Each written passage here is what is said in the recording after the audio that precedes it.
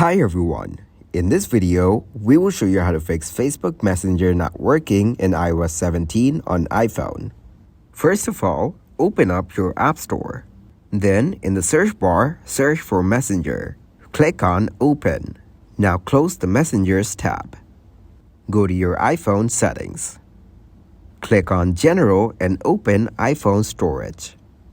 Scroll down and click on Messenger. Here, you will get to see an option to offload the app. Click on Offload App. This will remove unnecessary data and bugs. Now go back and type in Messenger in the settings search bar. And here, open the Messenger app to check if the background app refresh is on or not.